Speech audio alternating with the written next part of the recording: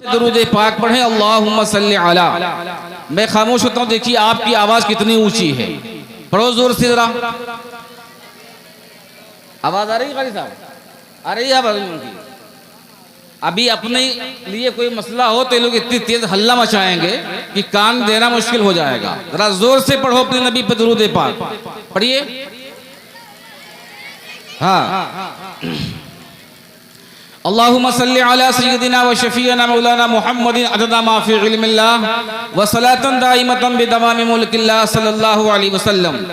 मैं ये बात कहे बगैर नहीं रहूँगा कि मेरे साथ में आए हुए शाहकार तरन्नुम हजरत हाफिज आबिद रजा सल्लल्लाहु ने निहायत खुशगुलूई के साथ आपका दिल जीता, बहुत शानदार अंदाज में।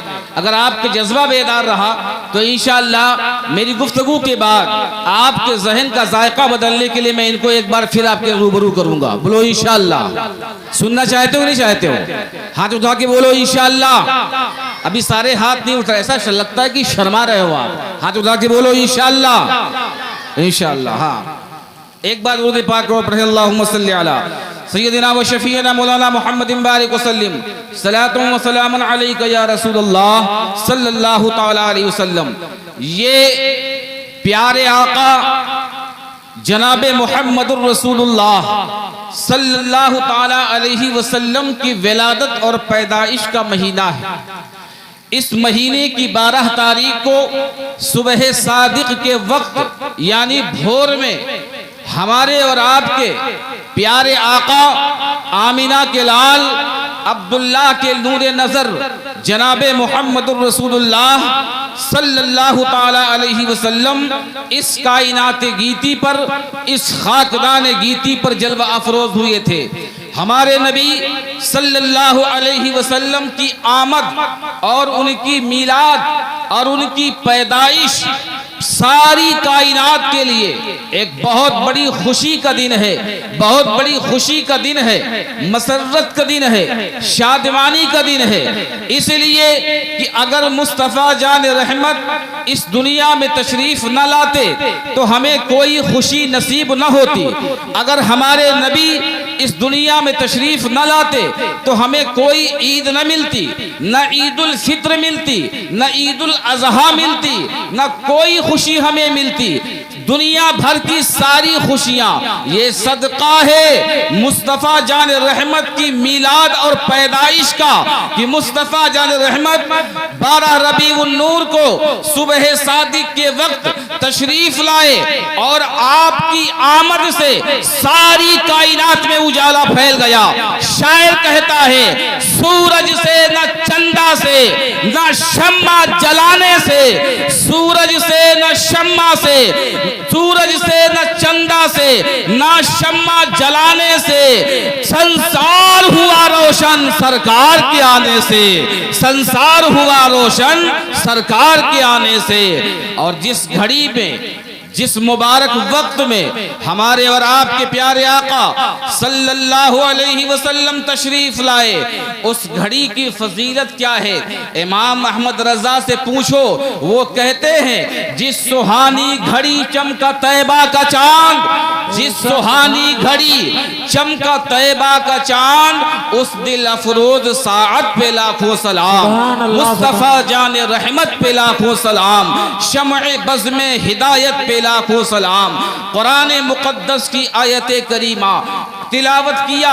अल्लाह रब्बुल इज्जत कुरान पाक में फरमाता है, भैया जरा ये माइक का इको बिल्कुल कम करो, बेस बढ़ाया को और इको बिल्कुल कम कर दो।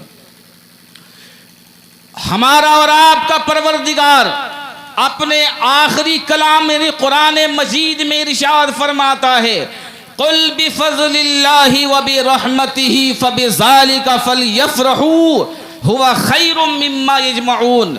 ए महबूब, मेरे बंदों से कह दो, आप अपने मानने वालों में ये ऐलान कर दो कि जब तुम्हें अल्लाह का फजल मिले, जब तुम्हें अल्लाह की रहमत मिले, तो अल्लाह का फजल पाकर, अल्लाह की रहमत पाकर खूब खुशियां मनाओ, खूब फरहत और खुशी का इजहार करो।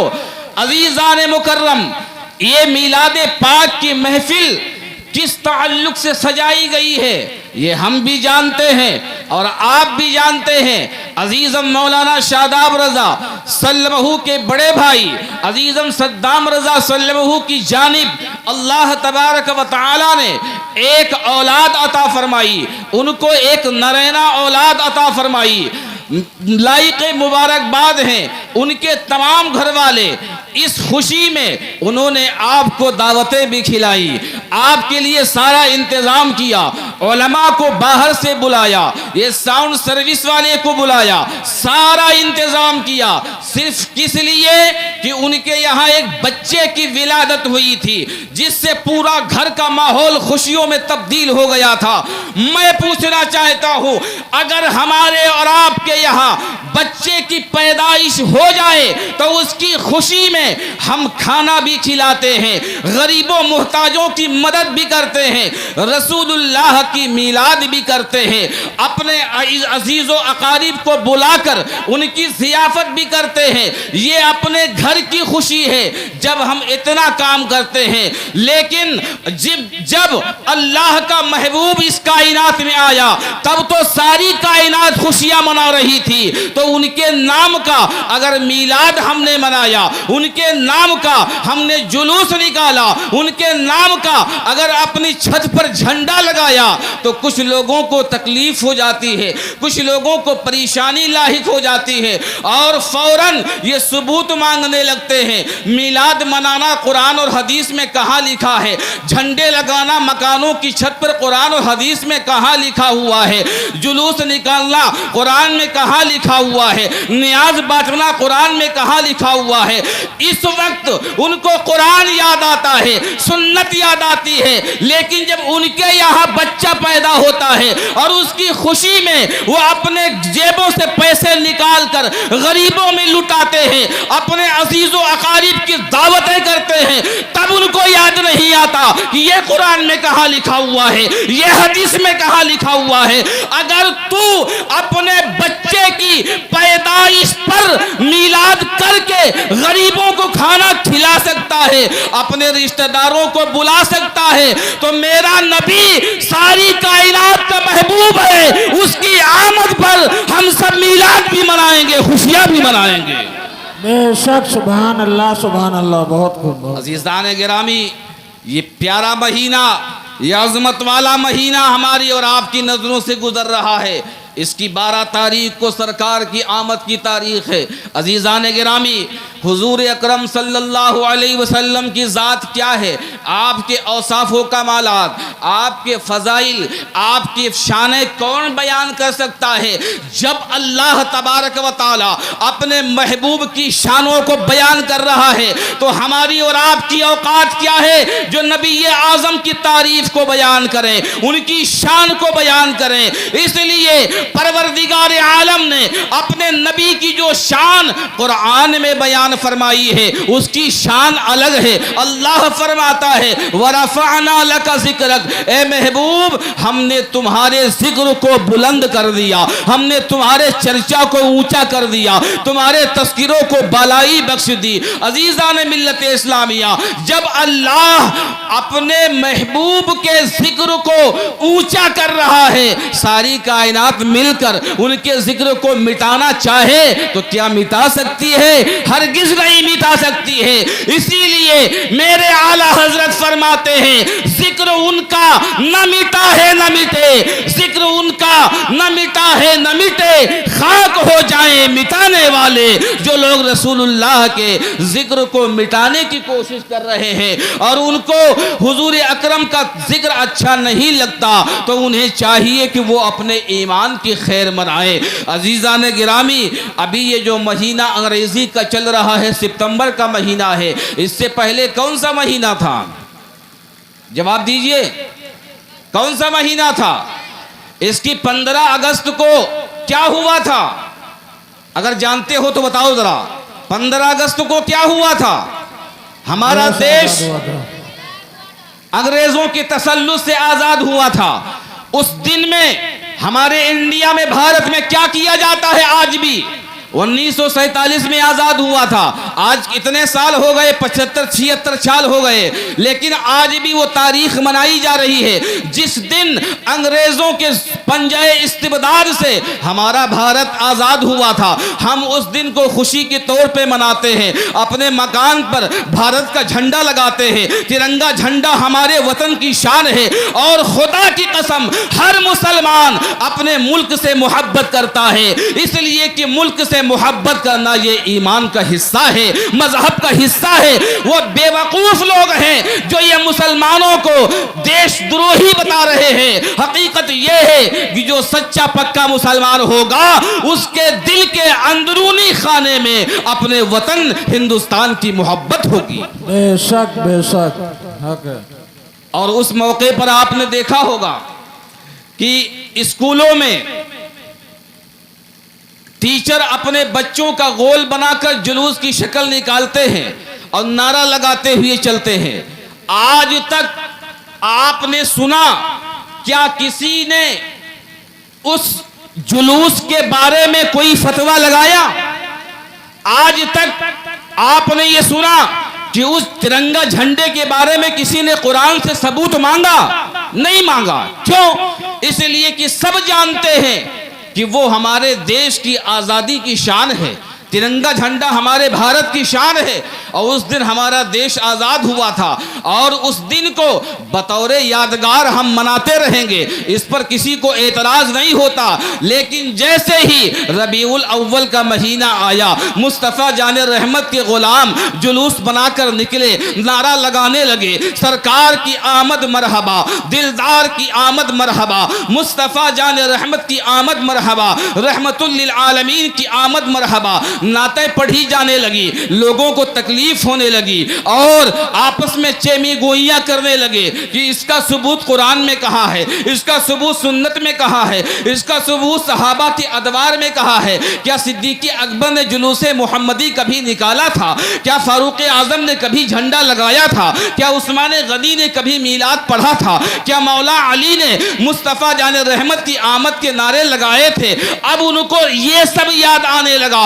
अजीज़ाने मोहतरम, मोहब्बत की बुनियाद पर जो जायज़ काम हो, अगर कुरान और हदीस से उसका सबूत बज़ाहिर न भी मिलता हो, लेकिन उसकी असल कुरान और हदीस के उसूल से टकरा न रही हो, मुखालिफ़े अहकामे इस्लाम न हो, तो बिलाशुबे वो जायज़ होगा, बिलाशुबे वो मुबाह होगा। जो शख्स भी मुस्तफ़ा जान रहमत की मोहब्बत में जुलूस में शिरकत करेगा, अल्लाह तबारक व तआला अपने महबूब की मोहब्बत के एवज में उसको बेशुमार अजर हिसाब अता फरमाएगा। मुस्तफ़ा जान रहमत सरवर आलम सल्लल्लाहु अलैहि वसल्लम की ज़ात हमारी और सारी कायनात के लिए अल्लाह ताला की एक बहुत बड़ी नेमत है। बोलो नेमत है कि नहीं है? नेमत है। जो लोग सरकार की ज़ात को अल्लाह की नेमत मानते हैं, जरा हाथ उठाकर बोलें। सब लोग मानते हैं। अल्लाह के नबी की ज़ात अल्लाह ताला की अजीम नेमत है, खाली नेमत नहीं, बहुत बड़ी नेमत है। और अल्लाह फरमाता है जब तुम मेरी नेमत पाओ तो अल्लाह का शुक्र अदा करो, खुशियों का इजहार करो, मसरत व शादमानी जिताओ और अल्लाह के महबूब की ज़ाते वाला सिफात सबसे बड़ी नेमत है। तो अल्लाह ताला जब सारी नेमतों को पाकर खुशी मनाने का हुक्म देता है तो अपने महबूब सरवरे आलम सल्लल्लाहु ताला अलैहि वसल्लम की ज़ात जो सारी नेमतों की असल है, सारी नेमतों की जान है, क्या उसकी आमद पे खुशी मनाने का हुक्म नहीं दे रहा है? बज़ाहिर ये कुरान पाक में इसका ऐलान तो नहीं है, लेकिन अल्लाह तबारक व तआला ने इसका हुक्म आम नेमतों के पाने पर खुशी मनाने का दिया है। लिहाजा हमारे नबी की ज़ात तो असलुन निअम है, हमारे नबी की ज़ात तो तमाम नेमतों की जान है। इसलिए जब हुजूर की ज़ात आई तो सबसे बढ़कर खुशी मनाने का हुक्म है। कुरान पाक में अल्लाह ताला फरमाता है लक़द मन्नल्लाहु अलल मुअमिनीन इज़ बअसा फ़ीहिम रसूला। अल्लाह ने मुसलमानों पर एहसान फरमाया कि जब अपने महबूब को उनके दरमियान भेजा। वो हर आलम की रहमत है, किसी आलम में रह जाते, ये उनकी मेहरबानी है कि ये आलम पसंद आया। अजीज़ान गिरामी, ये रबीउल अव्वल शरीफ का मुक़द्दस महीना हमारी और आपकी नज़रों से गुजर रहा है। बहुत ही अजमत वाला महीना है, बहुत ही बरकत वाला महीना है। इस महीने में अल्लाह की सबसे बड़ी नेमत हमें मिली, अल्लाह ताला की सबसे अजीम नेमत हमें मैसर हुई। तो इस दिन खुशी मनाएं, जुलूस निकालें, अपने मकानों पर झंडे लगाएं और सरकार दो आलम के जुलूस में शिरकत करें। लेकिन ये सब चीज़ें अपनी जगह दुरुस्त हैं, लेकिन मुस्तफ़ा जान रहमत सल्लल्लाहु अलैहि वसल्लम की सच्ची मोहब्बत का तकाजा ये है कि हुजूर अकरम ने फरमाया, कुर्रतु ऐनी फी सलाह, मेरी आंखों की ठंडक नमाज में है। तो जो उम्मती अपने नबी से सच्ची मोहब्बत करता होगा वो नमाज पंज वक्ता जरूर पढ़ने आएगा। जो नबी अपने नबी से, जो उम्मती अपने नबी से सच्ची मोहब्बत करता होगा वो अपने चेहरे पर दाढ़ी जरूर रखेगा।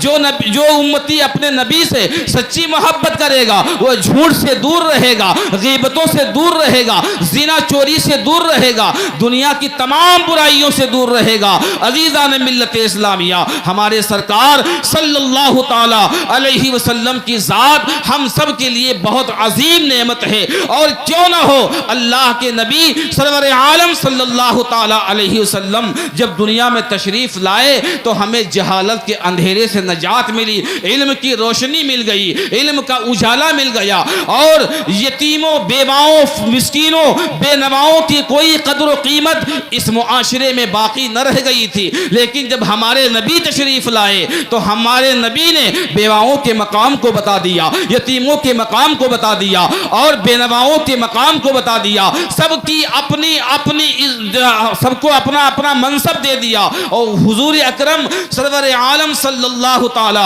अलैहि वसल्लम की ज़ात सारी कायनात के लिए अजीम नेमत है। हुजूर अकरम सरवर आलम सल्लल्लाहु ताला अलैहि वसल्लम को परवरदिगार आलम ने सारी मखलूक़ात से पहले पैदा फरमाया। अल्लाह फरमाता है, जुबान मुस्तफ़ा की है, हदीस कुदसी है। हदीस कुदसी का मतलब जानते हो क्या होता है? फरमान अल्लाह का हो, जुबान प्यारे मुस्तफ़ा की हो। सुभान अल्लाह। फरमान प्यारे मुस्तफ़ा का हो, फरमान अल्लाह का हो और जुबान प्यारे मुस्तफ़ा की हो। तो हदीस कुदसी का मतलब ये होता है, यानी जो मैं बयान करने जा रहा हूं ये असल फरमान तो अल्लाह का है, बयान मुस्तफ़ा ने किया है। हुजूर ने इरशाद फरमाया, क्या? अव्वलु मा खलक़ल्लाहु नूरी व कुल्लुल खलाइक़ बिन नूरी व अना मिन नूरिल्लाह। सरकार फरमाते हैं कि सबसे पहले मेरे नूर को पैदा फरमाया गया। अब जो हदीस कुदसी की बात मैंने की, अल्लाह के नबी फरमाते कि अल्लाह फरमाता है, क्या?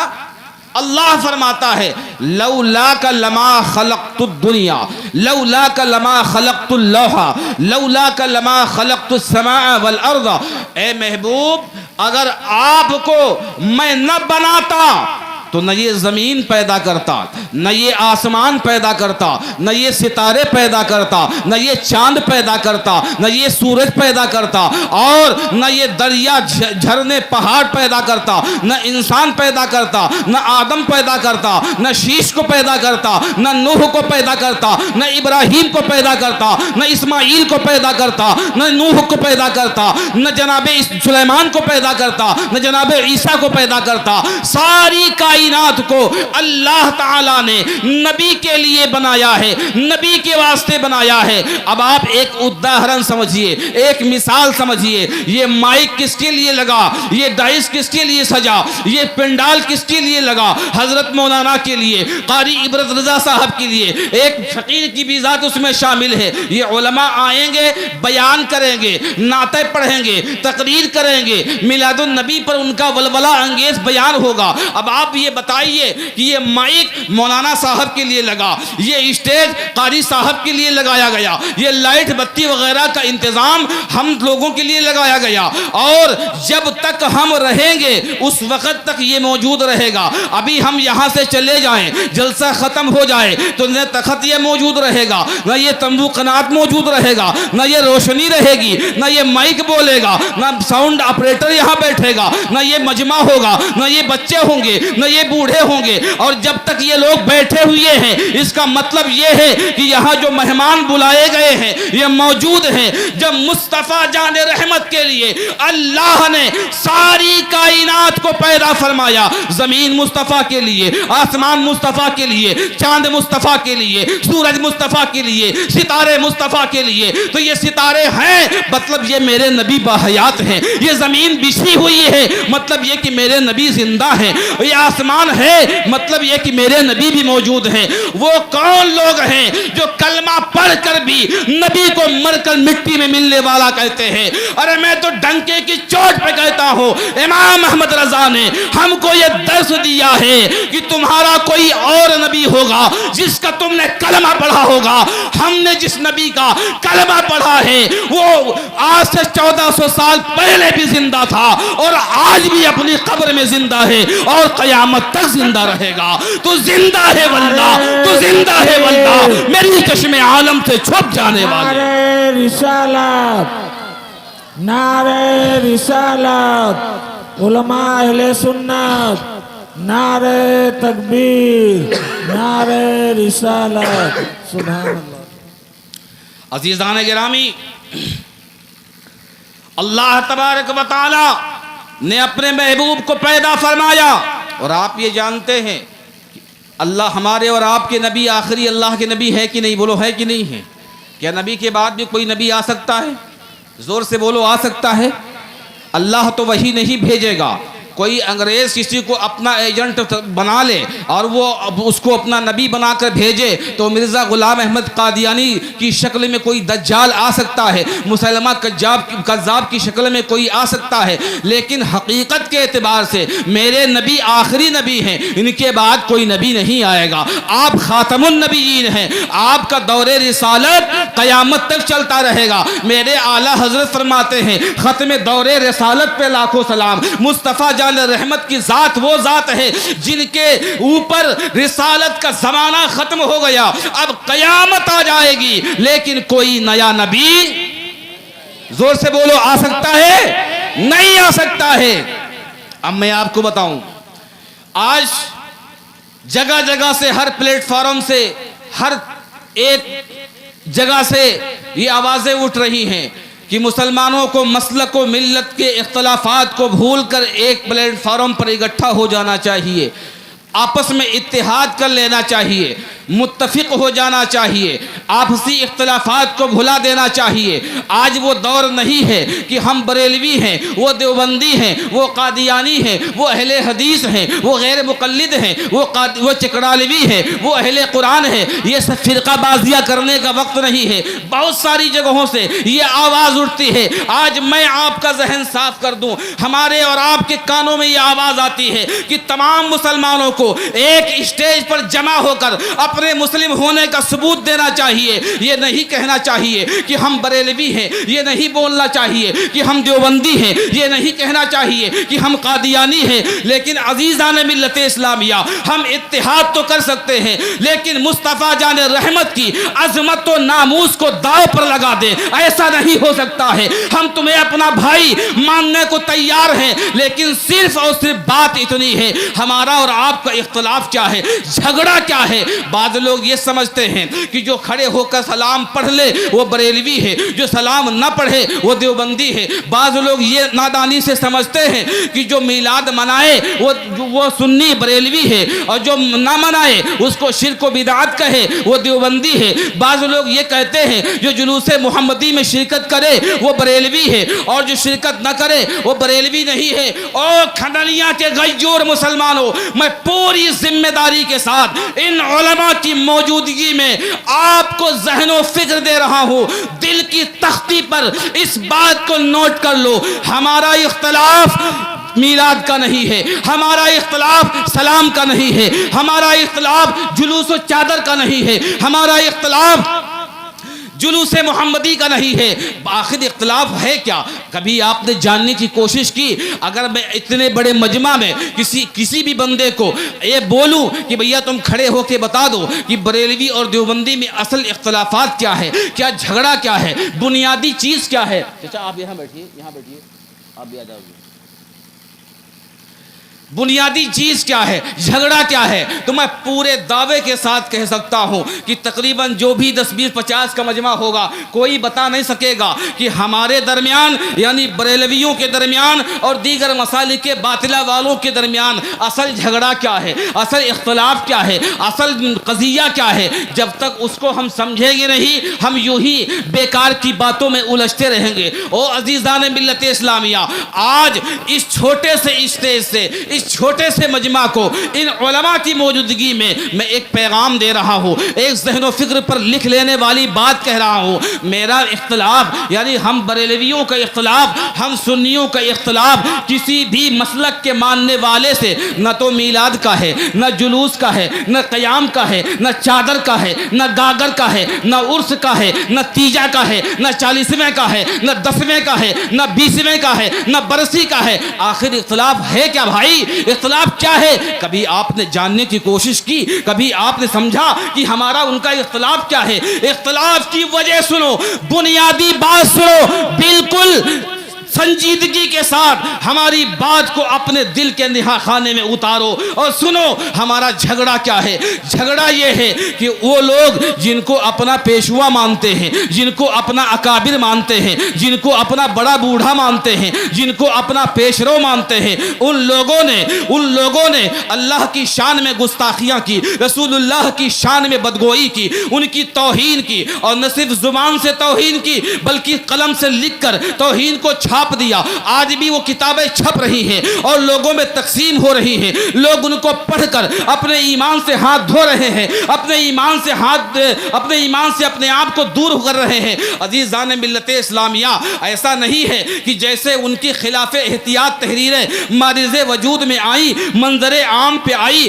अहले सुन्नत के उलमा ने उन पर कुफ्र का फतवा जड़ दिया। ना ना ना ना ना, ऐसी बात नहीं है। जब उनसे खिलाफ एहतियात तहरीरें मुस्तफ़ा जान रहमत की शान में गुस्ताखी पर मबनी तहरीरें वजूद में आई, मंजर आम पर आई, छपी, तो लोगों ने, हमारे अहले सुन्नत के अमायदीन ने, उलमा ने और बिलखुसूस सैयदी सरकार आला हजरत ने उनको मुतवज्जे किया, उनको बाखबर किया। ओ मौलाना साहब, ओ मुफ्ती साहब, ओ हजरत जी, आप अपनी समाज में, अपनी सोसाइटी में ऊंचा मकाम रखते हो, आपकी कुलाहो दस्तार बड़ी ऊंची है, आपका बड़ा मकाम है, मैं मानता हूं ये सब बातें सही हैं, लेकिन आपके कलम से रसूल पाक की तौहीन हो गई है, आपके कलम से अल्लाह ताला की तौहीन हो गई है। इस बात से आप रुजू कर लो, उसको कल अदम करार दे दो, उसको मत छापो और लोगों में ऐलान कर दो कि अब से इस किताब को नहीं छापा जाएगा। लेकिन नहीं, हमारे मुस्लिहीन उम्मत ने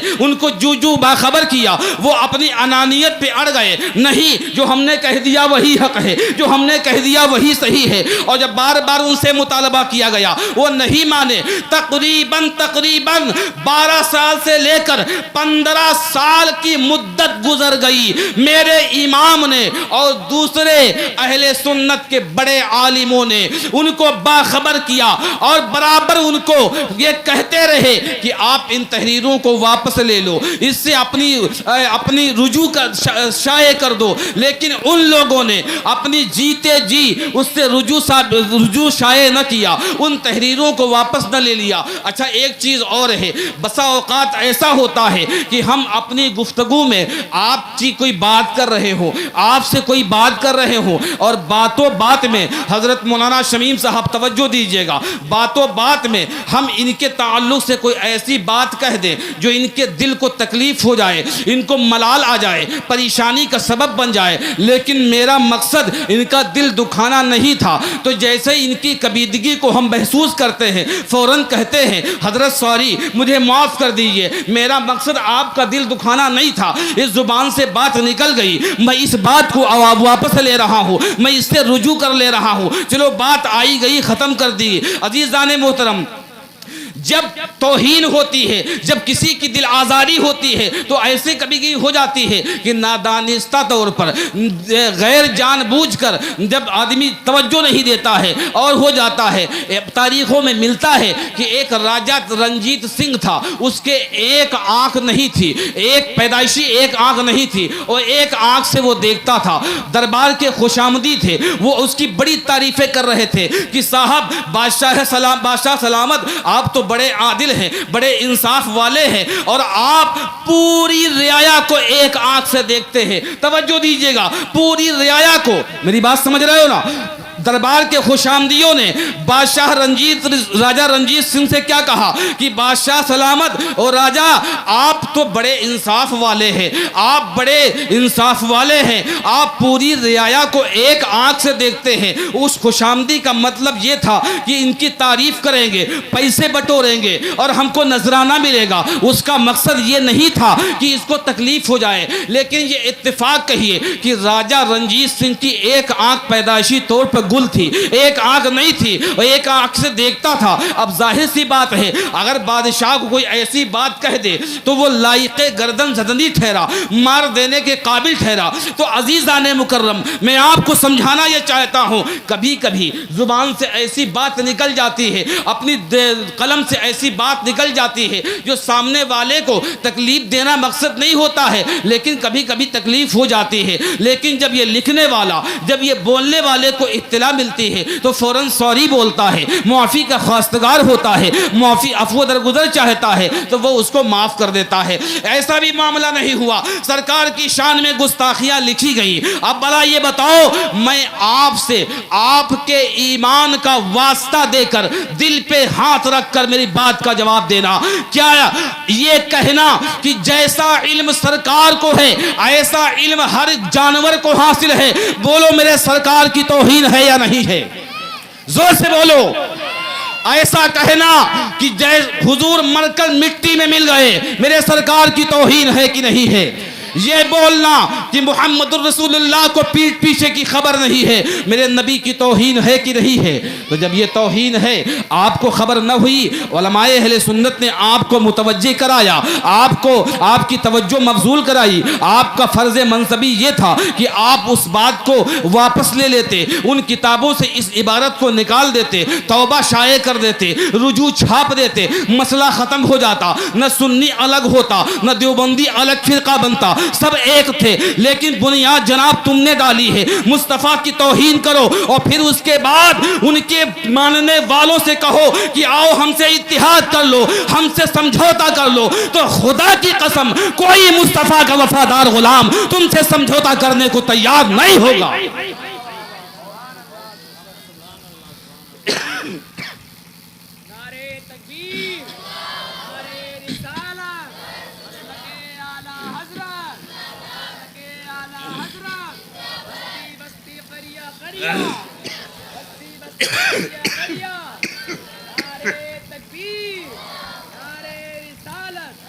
जो बातें बयान कर रहा हूँ बड़ी जिम्मेदारी के साथ बयान कर रहा हूँ, और कोई टुटपुनिया मौलवी समझ के कोई तबसराबाजी न करे। अल्हम्दुलिल्लाह उम्र का एक मुस्तकिल बड़ा हिस्सा, तकरीबन 11 साल की अपनी उम्र का एक बेशतर हिस्सा बाग़ फिरदौस सरकार हाफिज़ मिल्लत के लगाए हुए चमन में हमने खोशाचीनी की है। खुदा की कसम, तुम्हारे अंदर इतनी हिम्मत नहीं है, तुम्हारी इतनी औकात नहीं है कि इन बातों को तुम गलत साबित कर सको। बस ये अवाम को धोखा देते हो कि हम मीलाद नहीं मनाते, सुन्नी मीलाद मनाते हैं, कुरान में इसका सबूत नहीं है, सिद्दीक़ अकबर ने नहीं मनाया, फारूक आजम ने नहीं मनाया। अरे जालिम, इन बातों का सबूत बाद में मांगना, पहले अपने बच्चे का बर्थडे मनाने का सबूत कुरान से दे तू। वाह वाह वाह वाह वाह, हके हके, बहुत उम्दा। हम अगर मुस्तफा का मीलाद मनाए तो कुरान से सबूत चाहिए, दलील चाहिए, और तू अपने बच्चे के बर्थडे मनाए, जन्मदिन मनाए, केक काटे और नचनियों को बुलाकर उन पर पैसे लुटाए, तो ना कुरान की हाजत, न सुन्नत की हाजत, न इजमाए सहाबा की हाजत। आखिर न इधर उधर की तू बात कर, ये बता कि काफिला क्यों लुटा। क्या कहने, न इधर उधर की तू बात कर, ये बता कि काफिला क्यों लुटा। मुझे रहज़नों से गरज नहीं, तेरी रहबरी का सवाल है। तू तो अपने आप को आलिम कहता था, अहल मुसलमानों का पेशवा अपने आप को समझता था। और आप जान लें, हदीस पाक मेरे आका फरमाते हैं, मेरी उम्मत के सबसे बदतरीन उलमा होंगे और सबसे बेहतरीन भी उलमा होंगे। बेशक हक है। जो मेरी उम्मत के लोगों की रहनुमाई सही करेंगे वो सबसे बेहतरीन होंगे, और जो मिसगाइड करेंगे वो। अच्छा साहब बड़े चालाक हैं, नमाज, रोज़ा, हज व ज़कात, यकीनन ये बहुत अरकान इस्लाम है, बहुत बड़ी चीज़ है। और लोगों नमाजों की पाबंदी करो। बड़ा ताना हम लोगों को मिलता है कि सुन्नी नमाज नहीं पढ़ते। अभी आया हज़रत मौलाना शमीमुल कादरी साहब और मैं और एक चचा और थे, वो भी गालिबन मेहमान ही थे। 3 लोगों के अलावा चौथा आदमी कोई नहीं था। बताओ कितनी अफसोस की बात है। नबी की मोहब्बत अगर आपके सीने में सही तौर से है तो नबी के आंखों की ठंडक की ख्याल करो, नमाज पढ़ो। नमाज न पढ़ोगे इतनी जिल्लत का अजाब तुम्हें मिलेगा कि जिसको तुम सोच नहीं सकते हो। ये सारी चीजें बाद की हैं। अल्लाह ने जो हम पर फराइज आयद किए हैं उनकी बजा आवरी हम पर सबसे पहला काम जरूरी है। अजीज़ान गिरामी, बात को फैलाना नहीं है, बात तवील हो जाएगी। फिर आप बोलेंगे थोड़ी देर बोलने को कहा था। ये मौलाना लोग ऐसे ही करते हैं कि थोड़ा कहते हैं फिर बहुत सारा बोल देते हैं। ऐसा है कि नहीं? थक गए आप लोग? बंद कर दिया जाए। देखो 2 तोले की जबान हिला के नहीं बोलते हैं और इससे कहते हैं नहीं नहीं नहीं नहीं नहीं। अब इसको हम क्या समझें? बंद कर दो कि मत बंद करो, क्या समझा जाए बताओ जरा इससे। अरे नौजवान बच्चों, इस्लाम और मजहबे मसलक आला हजरत का भविष्य और मुस्तकबिल तुमसे वाबस्ता है। जब इन तुम्हारे अब्बा और दादा के उम्र के बुजुर्ग लोग बैठकर अपनी बेदारी का सबूत दे रहे हैं तो तुमको तो और चाहिए कि अपनी जवानी के जोश में खड़े होकर मुस्तफा की मोहब्बत में नारा लगाओ। वाह वाह वाह, तुमसे क्या हो सकता है? अल्लाहु अकबर, अल्लाहु अकबर, या रसूल अल्लाह, या रसूल अल्लाह, जिंदाबाद जिंदाबाद। बताइए, कम मजमा सही, लेकिन अगर कम हो, दमदार हो तो अच्छा लगता है। बेशक, क्या और हजारों की तादाद में हो, लोग सो रहे हो, सुम्मुन बुकमुन उम्यून का मिस्दाक हो तो कोई मतलब की बात नहीं होती है कि नहीं? कम लोग हों और थोड़ा बेदारी से बैठे। खंडरिया में मेरे ख्याल से पहली बार जलसा हो रहा है जी, जी, है ना? हाँ जी। अरे नाए दूल्हा बने हो तो कभी बारात भी नहीं गए, ये मसला है कि नहीं? आपने नहीं कराया तो कभी किसी जलसे में कभी शिरकत भी नहीं की आपने। किन किन लोगों ने शिरकत की? हाथ उठाओ जरा। आज तक कितने जलसों में तुम गए? कभी न कभी तो गए होगे ना? आप कभी नहीं गए? आप कभी नहीं गए? हाँ, तो हाथ क्यों नहीं उठा रहे आप? हाथ उठाइए, हमें महसूस तो होना चाहिए कि हाँ आप कभी गए। आप गए कि नहीं गए? सुभान अल्लाह। हाथ नीचे कर लीजिए। बात बड़ी आसान है, बड़ी मुख्तसर है, छोटी सी बात है, उसको मैं पूरा कर लूँ, बात खत्म करूँ। बात फैलाना नहीं है। इख्तलाफ की असल वजह क्या है कि इनके बड़ों ने, इनके समझ गए ना? जी जी जी, समझ गए जी, होशियार लोग बताएं, समझ गए ना? इनके बड़ों ने, इनके पुरखों ने अल्लाह रसूल की शान में गुस्ताखी की। अब ये आए हैं तो ये आए हैं इत्तिहाद के अलमबरदार। लो साहब, हमसे हाथ में डालो। उनका दामन भी नहीं छोड़ेंगे जिन्होंने रसूलुल्लाह को मरकर मिट्टी में मिलने वाला कहा और अहमद रजा के गुलामों से हाथ मिलाने चले हैं। वाह, क्या कहने। आला हजरत के गुलामों से हाथ मिलाकर इत्तिहाद कर रहे हैं। अरे हम आज भी तैयार हैं इत्तिहाद करने को, एकजुट हो जाने को। हम जानते हैं कि पूरी दुनिया में, अकनाफे आलम में मुसलमानों के खिलाफ जितनी अलग अलग भांति भांति की साजिशें रची जा रही हैं, ये किसी से मख्फी नहीं। आज सोशल मीडिया का दौर है। मोबाइल चलाते हो खाली गाना बजाना सुनने के लिए या और कुछ इस्तेमाल करने के लिए? हम तो यही समझते हैं कि एंड्रॉयड मोबाइल हाथ में आया, भाई ये खोला यूट्यूब, वो खोला फेसबुक, ये गाना वो बजाना, ये नाच ये कूद।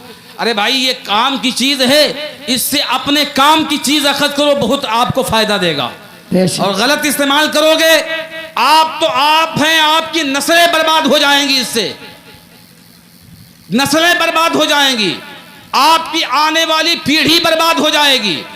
इस मोबाइल के जरिए आप कभी सर्च कीजिए कि आज मुसलमानों के खिलाफ पूरी दुनिया में क्या क्या हो रहा है, तब आपको चलेगा पता कि आप किस खाबे खरगोश का शिकार हैं। दुनिया की जितनी मुखालिफ ताकतें हैं वो सब एक प्लेटफॉर्म पे इकट्ठा होकर मुसलमानों और इस्लाम को मिटाने की कोशिशें कर रही हैं। लेकिन याद रखना, ये मुसलमान अपनी बदआमाली की बुनियाद पर परेशान हाल तो हो सकता है, तातारियों के हमले को सहने की नौबत भी आ सकती है, लेकिन खुदा की कसम ये हमारा मजहब इस्लाम और ये इसका जो कानून है, कानून की जो पुस्तक है, वो किताब कुरान है, इसकी रखवाली खुदा बंदे खुदूस कर रहा है। ये हमारे और तुम्हारे से हिफाजत से ये इस्लाम नहीं टिका हुआ है, कुरान हमारी और आपकी हिफाजत से नहीं टिका हुआ। अल्लाह फरमाता है इन्ना नहनु नज़्ज़लना ज़िक्र व इन्ना लहू लहाफ़िज़ून, हमने कुरान को नाजिल भी किया है और उसकी हिफाजत भी हम ही करेंगे। बेशक बेशक। मेरे मुस्तफ़ा की गुस्ताखी करके तुम उनके गुलामों से इत्तिहाद के नारे बुलंद करो, ये मुहाल अस्त, ये जुनू अस्त, ये मुहाल अस्त, मुहाल कहते हैं फारसी में, मुहाल है, ऐसा नहीं हो सकता। इत्तिहाद की शक्ल बस एक है, एक पेशकश है, एक एजेंडा है, उस एजेंडे पे अमल करो। आज भी इमाम अहमद रजा के मानने वाले आगे बढ़कर तुम्हें अपने गले लगा लेंगे और अपना भाई तस्लीम कर लेंगे, लेकिन शर्त यह है कि तुम आज इस बात का ऐलान कर दो कि जिन लोगों ने नबी की शान में गुस्ताखियां की, हमारा उनसे कोई ताल्लुक नहीं है, हम उनको अपना पेशवा नहीं मानते हैं। इमाम अहमद रजा के गुलाम तुमको सीने से लगाने को बेताब हैं, बेकरार है, लेकिन ऐसा भी दोनों हाथ में लड्डू, वो भी हमारे बड़े मौलाना और इनसे भी इत्तिहाद हो जाए, ये ऐसा नहीं हो सकता। ऐसा मुमकिन ही नहीं है कि मुस्तफ़ा के गद्दारों से दोस्ती रखकर उनके गुलामों से तुम वफादारी का और वफादारी करने वालों से तुम इत्तिहाद कर लो। अच्छा, एक बात बहुत ही पॉइंट की है और बहुत सिंपल समझने की है, उसको आप लोग समझिए, बस अपनी बात ख़त्म करता हूँ। बात यह है कि किसी के जहन में, अब यहाँ जितने लोग मौजूद हैं इन्हीं के जहन में बैठे हुए होंगे, तो इनके जहन में एक ख्याल आ रहा होगा कि ये मौलाना तो बड़े चालाक हैं, उनकी कमियों को गिनाते हैं, उनकी खामियों को उजागर करते हैं, उनके नकाइस को बताते हैं और अपनी कमियों को नहीं बताते, अपनी कमियों को नहीं बताते। भाई हमारे अंदर भी तो कमियां हैं, नहीं कमियां हैं, कमियां हैं। वो हमें ये भी तो कहते हैं तुम्हारे अंदर भी तो कमियां हैं। तुम जाते हो मखदूम खैराबाद की दरबार में और उनका चौखट का बोसा देने के लिए अपने सर को ऐसे झुकाते हो कि देखने वाला को लगे कि सजदा कर रहा है। नहीं होता ऐसा। तुम जाते हो मज़ारों पे अपनी औरतों को लेकर, आला हजरत ने औरतों को मज़ारों पे जाने को हराम करार दिया है। बेशक है। तुम जाते हो बुजुर्गों से मांगते हो और ऐसे मांगते हो कि शिर्क का इहाम गुजरने लगता, गुमान गुजरने लगता। कहते हो सीधे सलार बाबा हमारे औलाद ना है, हमका औलाद दे दो, हमारा कारोबार नहीं चलते, हमारा कारोबार चला दो। इस तरीके से मानना गैरुल्लाह से, अल्लाह के अलावा से, ये शिर्क नहीं है तो मुशाबा व शिर्क है, शिर्क से मिलता जुलता काम है। मांगने का तरीका क्या है? ऐसे मांगो, जब सैयदे सलार के दरबार में जाओ सलाम करो, इतनी दूर खड़े रहो, इतनी दूर रुक जाओ कि जितनी दूर तुम अपने गांव के प्रधान से दूर रहते हो। मिसाल के तो तकरीब फहम के लिए कह रहा हूं, वो बड़ा आदमी है, तुम उसके खोपड़ी पे नहीं चढ़ जाते हो, जाते हो तो उसकी खोपड़ी पे नहीं चढ़ जाते हो। अगर अपने यहाँ एमएलए को बुलाओ और उससे मिलने के लिए जाओ तो क्या उसे लिपट कर आप गले मिलना शुरू कर देंगे? नहीं, उसकी एक हैबत होती है, उसका एक वकार होता है। तो ये अल्लाह के वली जमीन में अल्लाह ताला की तरफ से महदूद हलकों के हाकिम हैं, इनकी बात